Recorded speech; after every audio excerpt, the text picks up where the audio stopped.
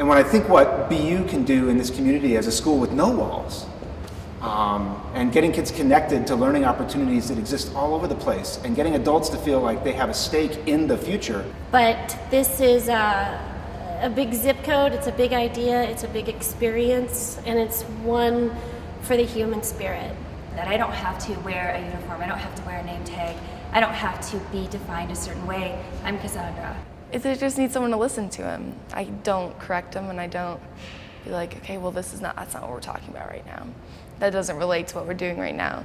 Because they just want someone to talk to, and they have so many ideas. We have a mix of mechanical, physics, electrical, and software engineers that really form this great Googleplex or collaboratory, if you will.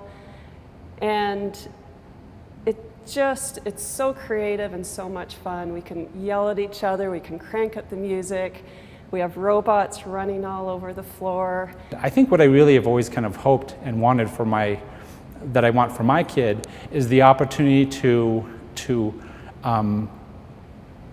explore and learn about things and become the best he can by the means that cater to him the best. We're making the future that we hope to see. And we have this huge pressure from society about talking about that you have to know what you want to do when you're 15 years old. I've sort of just grasped onto the fact that you can change your mind about what you want to do every day. It doesn't matter what you want to do yesterday or what people thought you were yesterday. It sort of matters what you are today. So if that's different from yesterday, it's okay to experiment with that. I mean, you should be able to be 5 again and just try out a bunch of different things, until one thing clicks, and then you'll never not want to do it.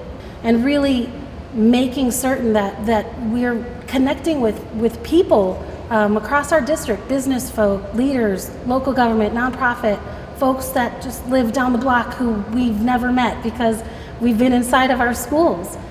Rob and I were students at UNC, and for our senior project we worked on a sounding rocket payload for a NASA space grant project. I think having pedicabs in Loveland, Colorado would be a great idea. A very vibrant downtown, people walking, people engaging, a more colorful space. We've always embraced the bronze and foundries, and that's an extraordinary part of our legacy. But moving forward, I see it more colorful and more visually apparent, so colors and murals and people engaging and embracing in ways that they haven't before, and feeling very comfortable in exploring their creativity. So some of the projects we've been working on and that I absolutely love, there's three. We have a small robotic arm, and we're making it truly intelligent such that the arm could basically discover its environment, figures out how to grab objects and what to do with those objects. Outside of Road and Arrows, I spend a lot of my time rock climbing. I actually coach climbing up in Fort Collins at a climbing gym there, as well as part-time as a route setter, what's called a route setter. So, I've had horses my whole life, and my current little herd are all rescue animals.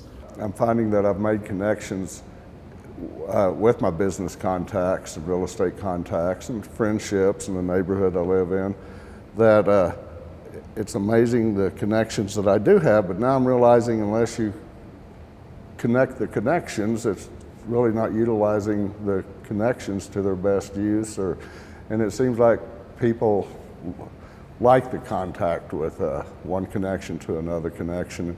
So for many years I recorded my students' AP scores at Harvard, the incoming AP scores, which tend to be rather high, 3s and 4s and 5s. And I correlated them to how well they did on an instrument that measures students' understanding of the concept of force, which is a very basic concept in physics. And what I found was that there is some correlation between AP scores and understanding, but it's actually very little.